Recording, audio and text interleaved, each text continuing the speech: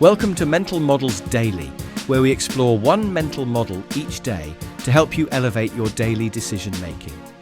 Today, we're examining a fascinating cognitive bias known as Maslow's Hammer, or, as it's sometimes called, the law of the instrument. Maslow's hammer comes from Abraham Maslow's observation that if all you have is a hammer, everything looks like a nail. This mental model describes our tendency to over-rely on familiar tools or methods even when they're not the best fit for the situation. It's like being a chef who only knows how to use a frying pan. Suddenly every dish becomes pan-fried, even when baking, steaming or grilling might be more appropriate. Historically, this concept was dramatically illustrated in the early days of radio broadcasting. In the 1920s, when radio first emerged as a mass medium, early broadcasters simply read newspaper articles on air, word for word. They were so accustomed to print journalism that they failed to adapt their content for the new audio medium.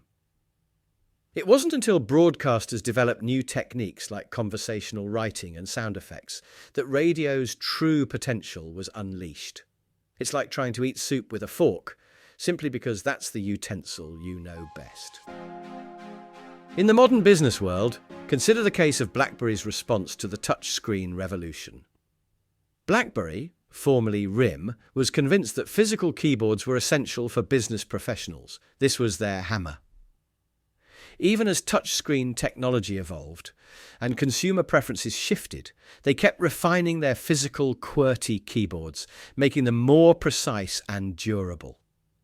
When they finally launched their first touchscreen phone in 2008, the BlackBerry Storm, they insisted on making the entire screen physically clickable, essentially turning the touchscreen into a giant button. This peculiar design choice showed how deeply entrenched they were in their physical keyboard mindset. They were so fixated on the familiar feeling of pressing buttons that they couldn't imagine a successful phone without that tactile feedback. It's like a master calligrapher insisting on dipping their pen in ink while everyone else has moved on to digital design. So how can we avoid falling into the trap of Maslow's hammer in our daily lives? Firstly, practice methodological diversity. When facing a problem, force yourself to brainstorm at least 3 different approaches before choosing one. For example, if you're trying to improve your fitness, don't just default to running because it's what you know. Consider swimming, yoga, or strength training as alternatives. It's like having a well-equipped toolbox instead of just a hammer. Secondly, seek input from people with different backgrounds and expertise. If you're a marketing professional, consult with engineers or designers about a challenge. Their different perspectives and tools might reveal solutions you wouldn't have considered. It's like having a team of specialists, each bringing their unique tools to the table. Thirdly, regularly audit your go-to solutions.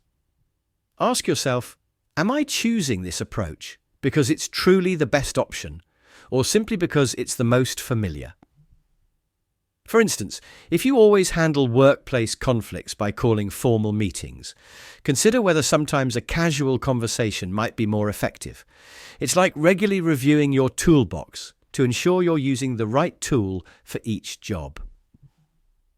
In conclusion, Maslow's hammer reminds us that expertise can sometimes become a liability if it leads to rigid thinking.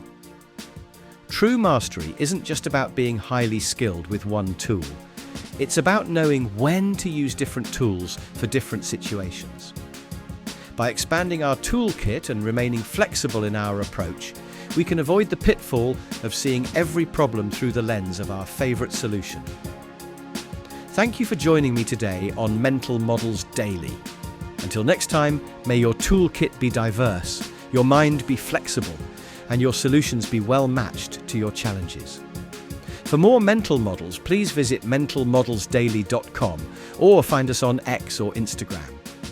Our podcast music was provided by the podcasthost.com and Alitu, the podcast maker. Find your own free podcast music over at thepodcasthost.com/freemusic.